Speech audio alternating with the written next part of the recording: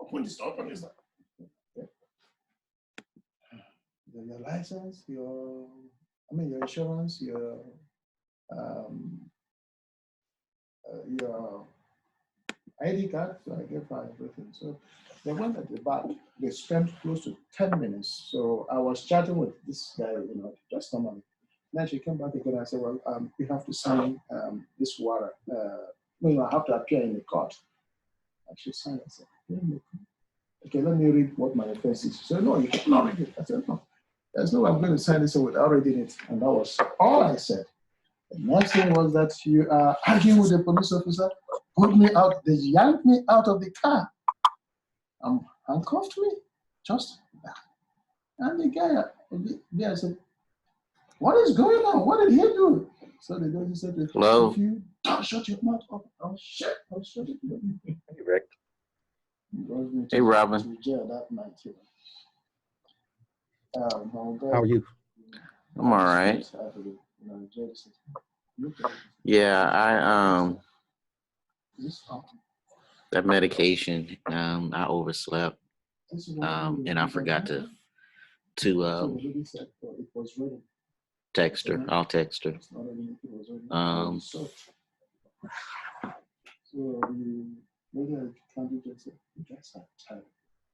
Please, can you take those cups? Hey, Rita. Yeah.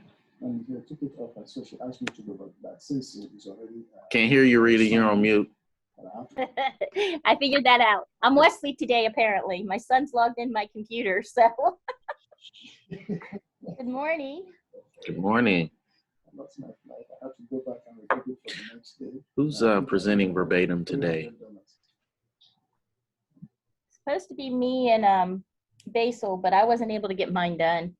No, I don't think. I'm not preventing. Okay.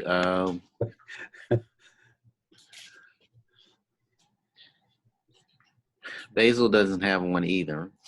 Uh-oh. I'm not going to use it for the past since December. So I don't have any material.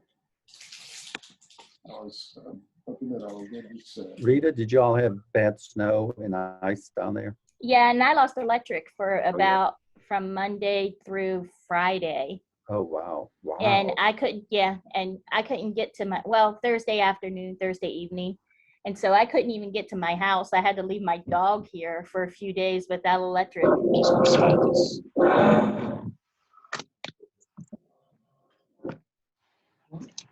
And how about you? I mean, we had electricity and heat the whole time. So I was very, very grateful. Yeah, a lot of my neighbors don't have fresh water. Oh, is that right?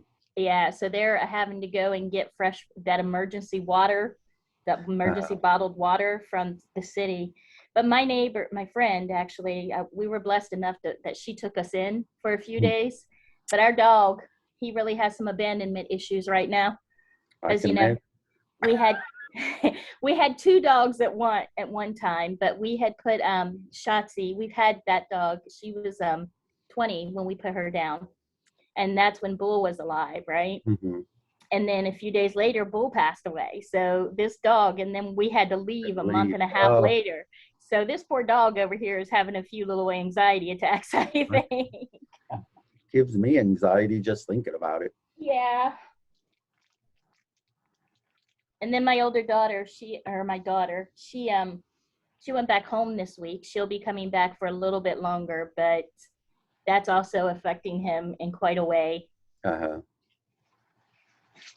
Can you all hear me? I can hear you. Can you see me? Yeah. I don't see Jason though. Hi, Jason.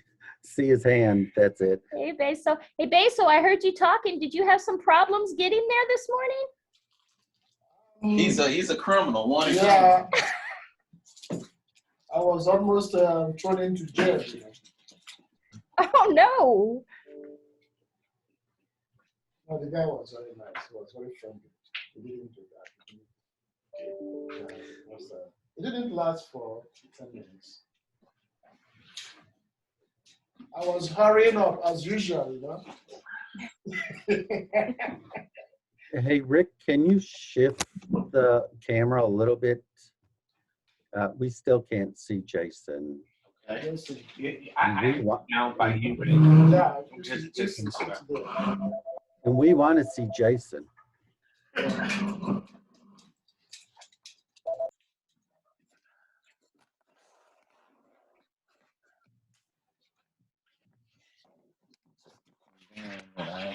move it closer so I won't hopefully hear it so far away.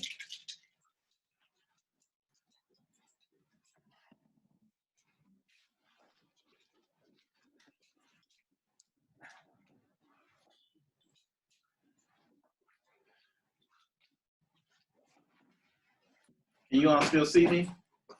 Yes, Can you now see Jason? I think we should be able to when he sits down. Dressing is so important. Just you better let yourself be seen. There we go. We got him. No. All right, that's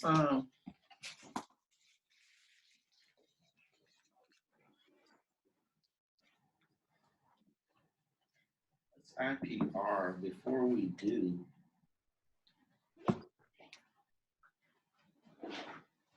I want to open up in prayer this morning, and I want to see if anyone wants to volunteer.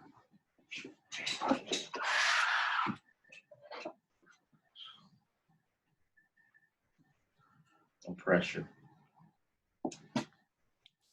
You volunteer in what? Prayer. Oh, okay. All right, let us pray.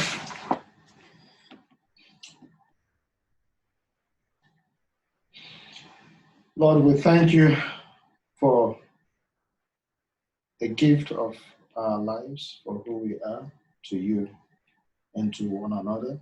We thank you for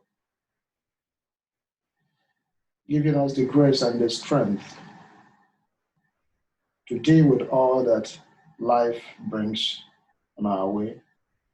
We want to be conscious of those who have been adversely affected, especially those who have lost friends and family members, and those who do not have the means of handling their problems or taking care of the events of life as others would. We commend everyone into your care. And as we gather here today, we gather to learn more and to expand our awareness and knowledge on how we can become good pastors, chaplains, to be able to be your voice and your hand and your feet for others. We do not do it because we want to crave after power, but we do it because we know that you have called us to ministry, to be there for those who need us. We ask you to give us grace and strength and energy and wisdom and insight that we may be able to be ready to do that for which you have called us. Open our minds today to hear you in others, in our brothers here and our sisters, as we ask all of this in your name, through Christ our Lord. Amen. Amen. Thank you. All right, I want to, it feels like we hadn't been together for a while, and that's because we hadn't been, and then we met, what was it, 1 week, and then we were on break. And so I want to, want us to engage in IPR, and I want to just mention kind of the whole rhyme and reason behind IPR from my theoretical lens. And then we'll share out and participate in IPR. And I'll go first as a means of modeling some behavior.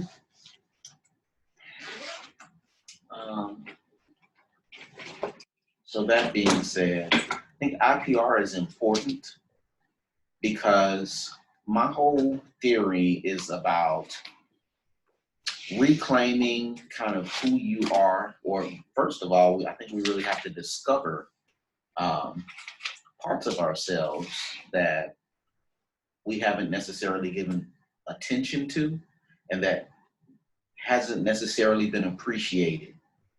And so we kind of put that part of ourselves up on a shelf. And so this whole context challenges you to reclaim those parts of yourself, such as your voice, such as your authenticity. And this format allows you to engage in the practice of that. And the better that we become engaging as, I'm trying to think of a Dijkstra image.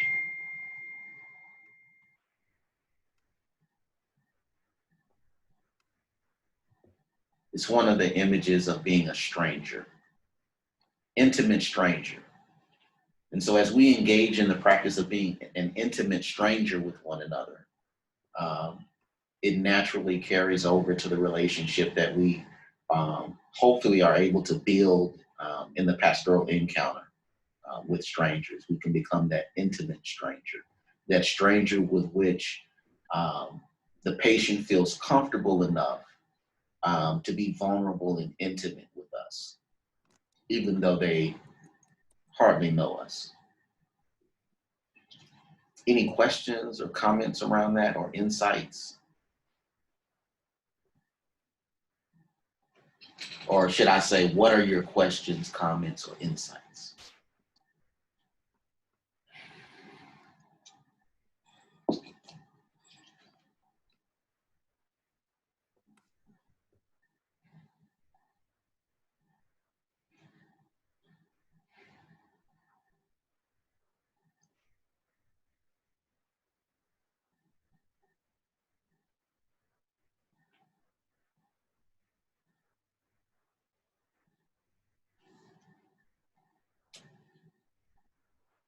If you don't have questions or comments or insights about what I've offered, what are your questions, comments, or insights around IPR?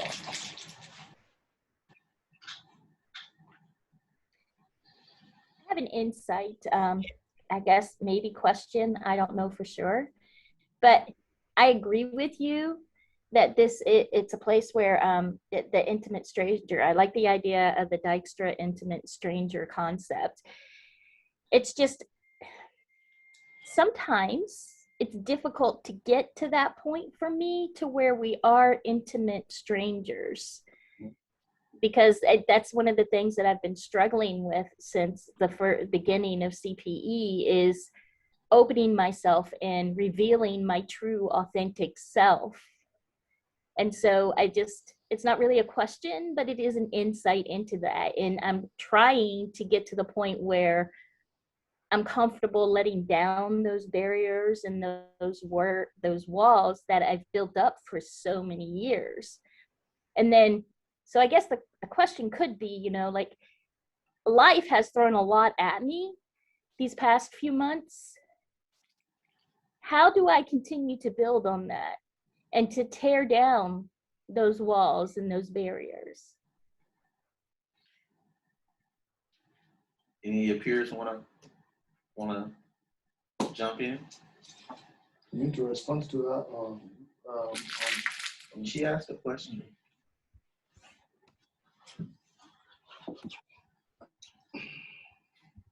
I don't. If I say what what comes to me is from what she said.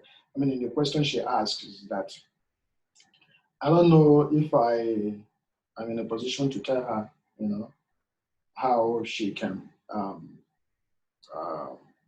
deal with that, because she is who she is, and I am who I am, and maybe the way we approach things are different. And the only thing I would say is that to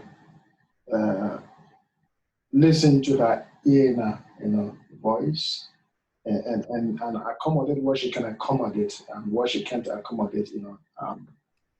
She can find a way to deal with. That is the way I would respond to it, because I would never be able to know what she's going through and what she's feeling. Let me stop you and just make an observation. Huh? Let me stop you and make an observation of a dynamic that's taking place. Okay.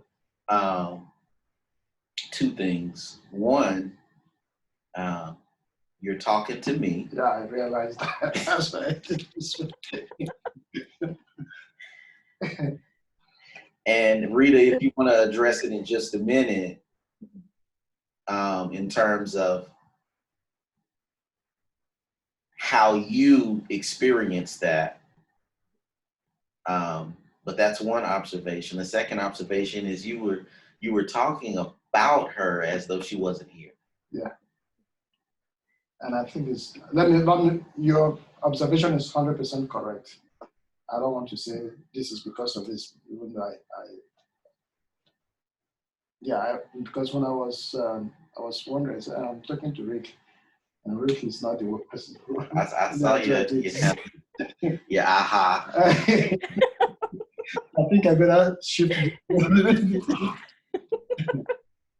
Make another observation that goes beyond what I just offered. Initially, I was struggling with you because what you were offering was like textbook from the head. Mm-hmm. You did make that movement into your heart, in the sense of I felt like you were minimizing what you could potentially offer her by saying, "Oh, she's not me; she's her own self." And so the question that was ruminating, and you don't have to answer this because you did work it all out for me. The question I was asking myself is, well, what out of your personal experience can you offer? Granted, she's not you, right?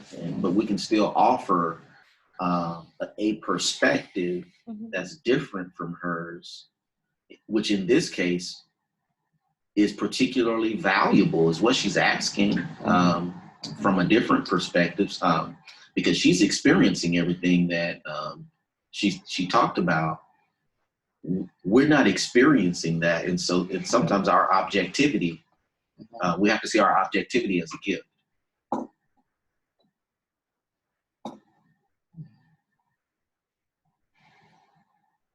What are you thinking? Just trying to listen to what you said and maybe to one second. You got there. I think you moved to your head, moved into your heart a bit at the end. Yeah. I felt you turning the corner. Yeah, I experienced it whenever he went to his saying, just listen to your inner voice and figure it out from there. But sometimes I doubt my own inner voice if that's maybe me trying to build up those walls. So then it becomes a question of discernment. Is this really just my inner voice? Is this God talking to me? Or is this just me trying to stop from going past a certain point and opening up myself? And where I was moving with that inner voice was I just wanted to, relate what happened this morning with this. So when I sent a text message to everyone, I wanted to say I got stopped by the police. And I wrote that, then I deleted it. And the reason why I deleted it was because I was afraid what Rita was going to say. Because, in the past she had said, each time when we drive, and she would say, you speed a lot, So, so when that happened, I said, oh God, if I ever said that I was stopped, I know she would be, I told you. So, and I said, well, I'm going to minimize it and just, put it in a neutral way. So then when we got in here, and that normally happens to me when I allow myself to reflect on something, there's always the tendency to move away from the initial, impulse, on how to respond. And that was what happened when I eventually I got in here and I said to Jesse, I said, this is what happened. And at that point, I felt liberated inside me because I'm not hiding anything anymore, So that was why where I was going to when I said your inner voice, because right now, when that happened, two voices came. One said, minimize this and, don't make yourself vulnerable so that people don't laugh at you. Then the other voice said, well, for how long are you going to keep it? So that was what I meant, when I said the inner voice. And this happens a lot of times, so that's what I can offer. I don't know to what extent, that may help, No, that's helpful. Thank you. Yeah. I want to go back to you, Rita, and provide space for you to go back and address that caveat that I provided space for. Did you lose it? I did. I'm speaking very vaguely because I lost it. I think it was the question about how I experienced his comments, but Yes. When you were talking to him, you basically said what I was going to say anyway, that looking at you, it was hard to hear what he was saying, first of all, but second of all, I felt like he wasn't talking to me. But then you told him that. So I'm sorry? And that made you feel? Disregarded?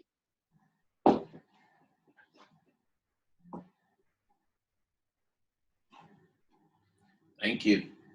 Thank you. Where are you at, Jason?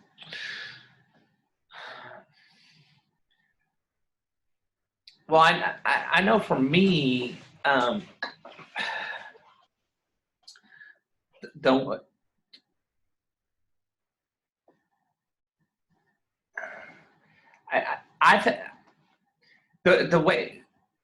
way you can build on it is to kind of share what you're going through, which you have, and the one thing for me is being able to listen to you as you share your experiences with us. I know there's, for me, with everybody, there's those times where I can relate and share things kind of with you. And then there's those other times where I don't have anything to say. And I've learned that if I don't really have anything to say, just to kind of be silent and to just listen and let you pour out your heart, because there's a lot of, especially within the last couple weeks and even months, there's been a lot that you've gone through. And I'll give you an example. It's like the passing of your husband. It's like, you share with us how you feel, but sometimes it's hard to give back into that, because it's like, how can I help? What can I say? Yeah. To make things better. It's just for you, that's a walking process. And I think that's a walking process for us too, because even as I wanted to say something to kind of give hope, stir up hope or get a happy feeling, this is not the time for this is a grieving time, and to understand that this is your space as well, and to honor and respect that. But also there's stuff that I know you shared on how you felt and different experiences. Just being able to, on my part, to be silent, listen to what you have to say, but also Can I jump in?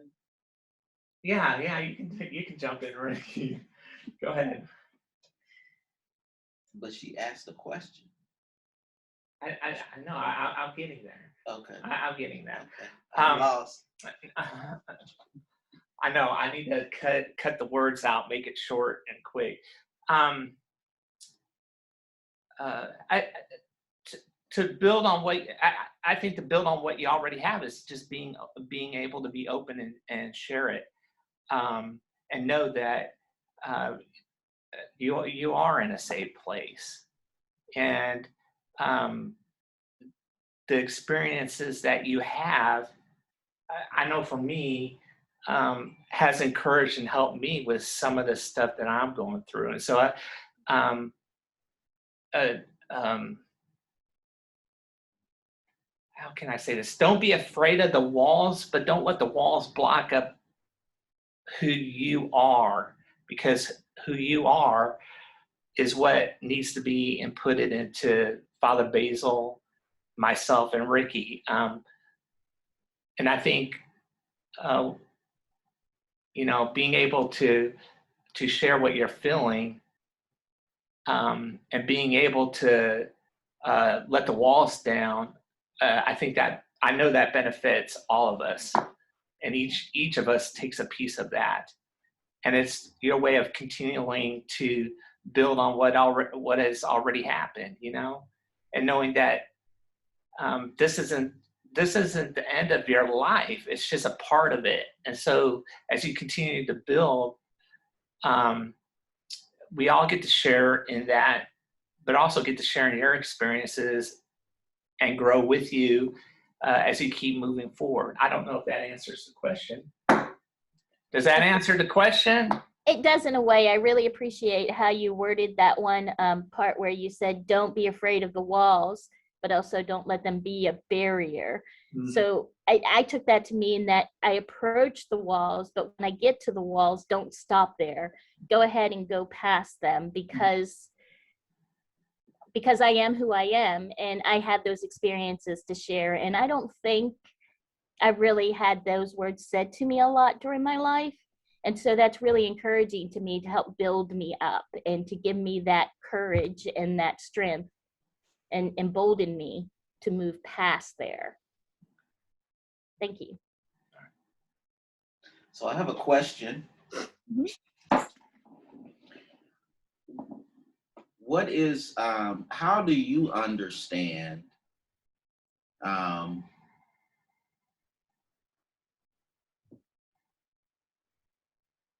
this whole process in relation to what's happened in your life? Honestly, I was thinking about that this morning. I'm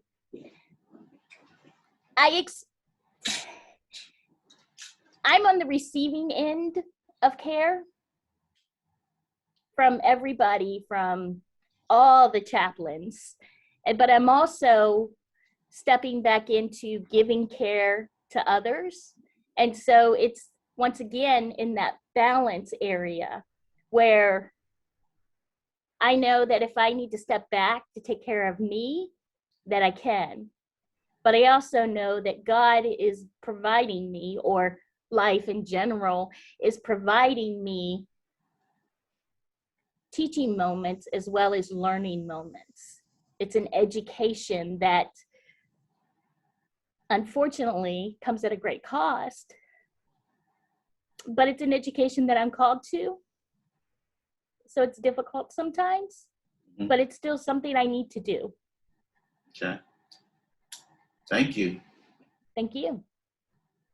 Yeah, and I think this whole process is about raising our awareness of ourselves, whether it be our tendencies, whether it be things that are our blind spots, as well as our strengths and what we bring to the task of ministry.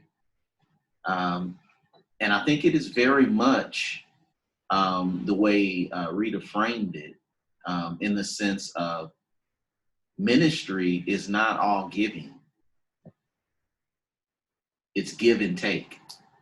It's minister to and be ministered and being ministered to.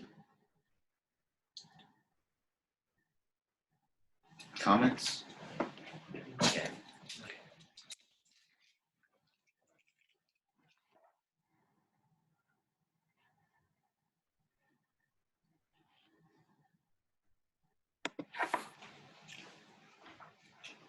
Well, I know the comment I have to make on that is um,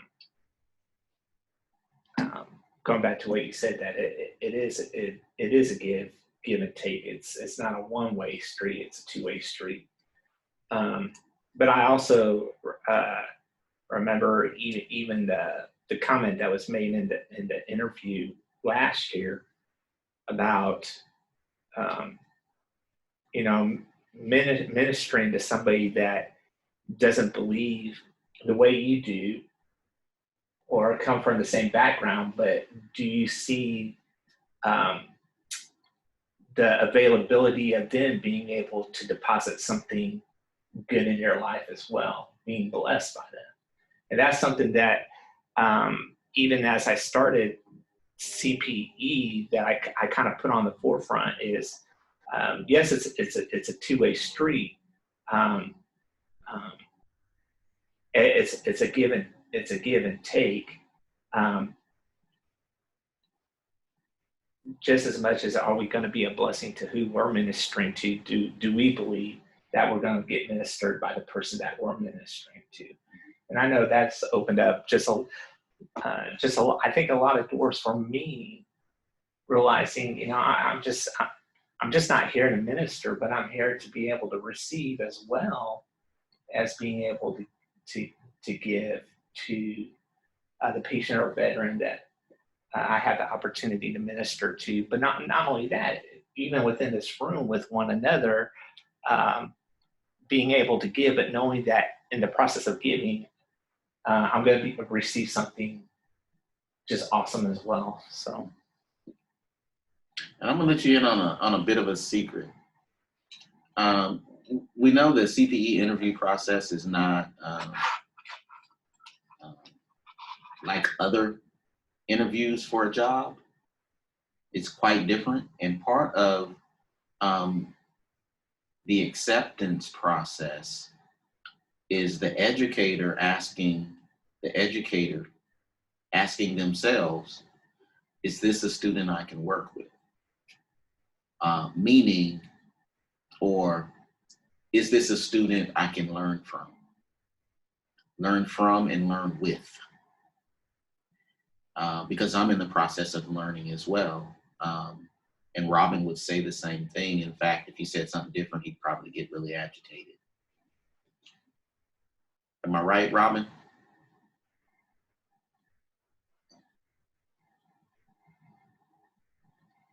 You're silent.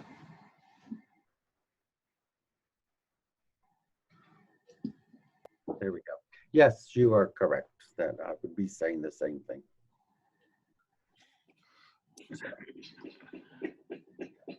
Once I get a voice.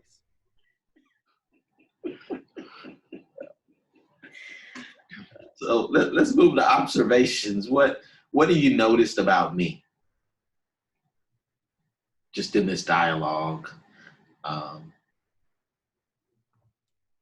And when what do you notice about me? And as you engage that question, I'm gonna send out another invite. Not necessarily you, Robin. The students. What have you noticed about me in terms of how I've been engaging? Or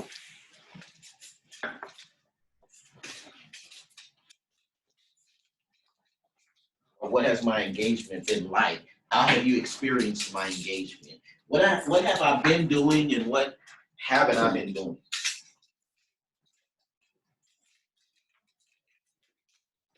I think for me, what I've observed the most and what I appreciate the most is your openness. You're willing to break down those walls to show me and model for me how to do that and how to be authentic. And it's difficult for me to get there, but watching you model that is very helpful. Too far. Thank you.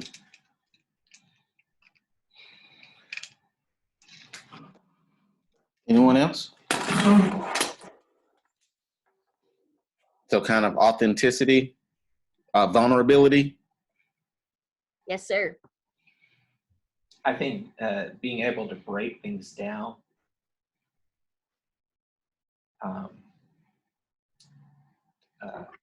to make things clear for us to understand.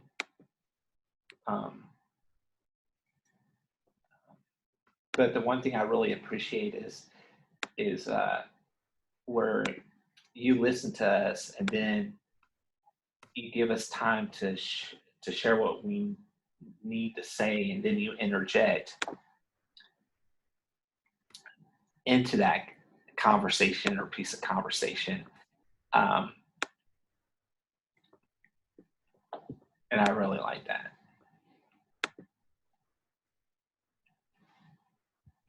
I think interjecting your curiosities is something I really appreciate too.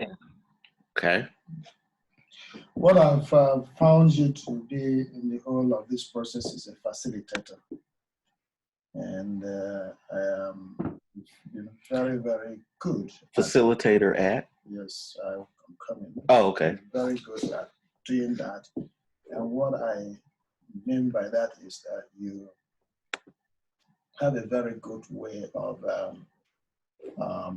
leading the person, to the core of, for instance, what the person is feeling. There are times, like as you just did that now with Rita, and at the end of the day, you facilitated her, emotions and feelings to a point where she's able to name what she is feeling. And I see you do that a lot of times. Sometimes it may look like you are holding the person's feet to the fire, but there's a target. And towards the end, you lead the person to land where the person is supposed to land, especially be able to, point your feeling and own it and name it. And that's one remarkable thing I have noticed about you. And as I said, you do it well. The second thing about that, I think I may have said this before, you have been formed very well as an educator. Because, your skills in being an educator, shows a lot. Because able to apply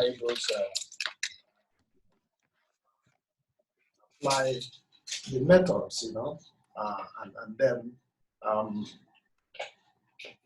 you have built a very good vocabulary over the years that you are able to name things, the way they are supposed to be named. Somebody like me, sometimes I struggle to name things, exactly the way. So the tendency is for me to look for other words to explain it around, but you have that very charism of using words to really hit at what you're targeting. So those are my two observations, and they are very, very powerful to students, because say the last point I made. If you are struggling with words, then we also struggle. Sometimes I've tried to imitate some of the words, some of the way you use words to explain things. It's difficult. I know that it's not something that you just read off in a book all of a sudden. So there has been a wealth of knowledge that has led you to that point. That's my observation. And so IPR is really kind of a microcosm of what we do in the pastoral or the patient